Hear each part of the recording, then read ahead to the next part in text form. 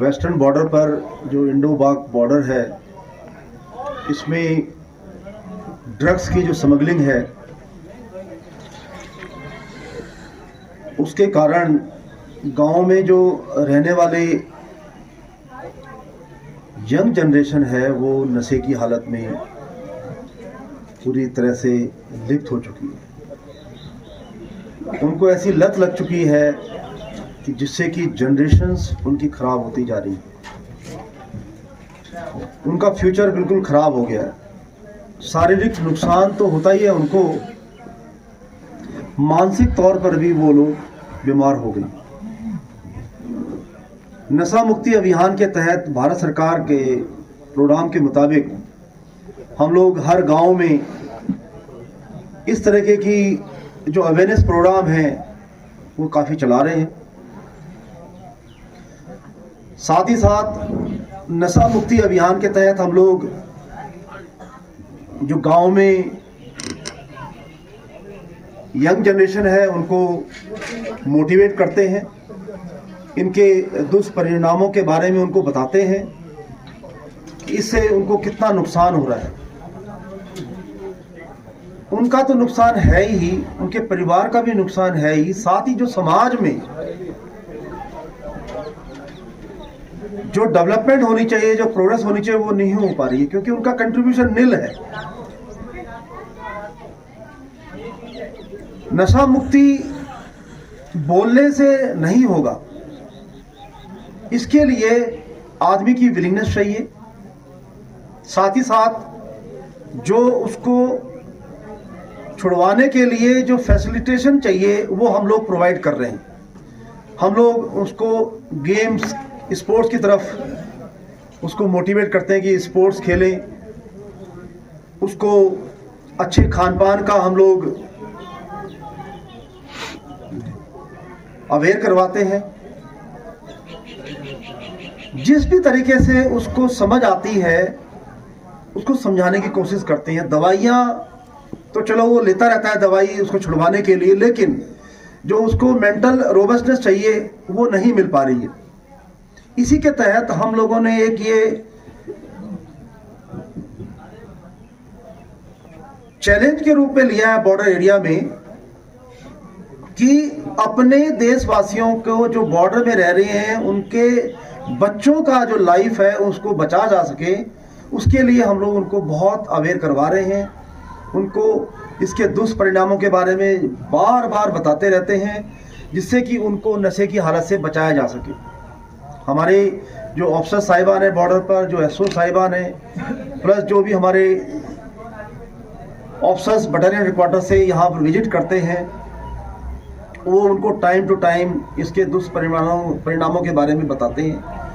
उनको समझाते हैं कि ये जो ड्रग्स है ये एक इंडिविजुअल को नहीं डैमेज कर रहा, ये उसके परिवार को डैमेज कर रहा है, उसके गांव को डैमेज कर रहा है, उसके समाज को डैमेज कर रहा है। उसके इलाके में कोई प्रोग्रेस नहीं होगी जब इंडिविजुअल पढ़ेगा नहीं, समझेगा नहीं, तो वो किसी को क्या समझाएगा। अगर वो पढ़ा लिखा होगा, समझदार होगा, उसको जानकारी होगी हर चीज़ की, तो वो अपने दोस्त यारों में इसके बारे में अवेयर करवाएगा उसको कि भाई ये मुझे समझ में आया है, पहले मुझे समझ में नहीं आता था। और जहां उसने नशा मुक्ति अभियान जो हमने छेड़ रखा है बीएसएफ ने, 71 बटालियन बीएसएफ जो जिसका कि बटालियन क्वार्टर भीखीविंड में है और जिसका कि ये एओआर है, उसमें हमने ये चैलेंज के रूप में छेड़ रखा है। तो जहां वो अपने दोस्त को ये ब्रीफ करेगा वहां वो प्रोपगेट करेगा, आगे इस चीज की अच्छाइयों को बताएगा। और जहां उसका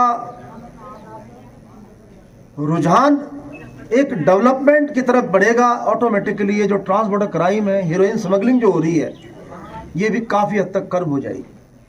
क्योंकि जब कंज्यूम करने वाले नहीं मिलेंगे, जो इसको यूज़ करने वाले नहीं मिलेंगे, तो एक तरह से ये वेस्ट है। जब मैं इसको यूज़ ही नहीं करूँगा तो स्मगलर करेंगे क्या यहाँ भगा के इसको? स्मगलर भी यहाँ से भाग जाएंगे, वो भी मेन स्ट्रीम में जुड़ जाएंगे। वो लोग भी सोचेंगे कि हाँ ये तो क्या है, जब कोई लेने वाला ही नहीं है, जब कोई कंज्यूम ही नहीं करेगा तो उनका कोई फायदा ही नहीं है, वो फिर जेल में जाएंगे, जगह जगह पकड़ेंगे पुलिस उनको। तो ये एक नशा मुक्ति अभियान हम सब लोगों का एक दायित्व है अपने सोसाइटी के लिए।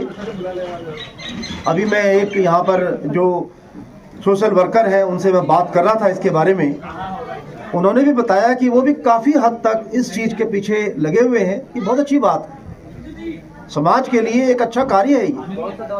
अगर वो इस नशा मुक्ति अभियान में ही अच्छी भावना है ये समाज के लिए, और ये बदलाव जो हमें देखने को मिल रहा है ये सीमा सुरक्षा बल के प्रयासों का ही नतीजा है।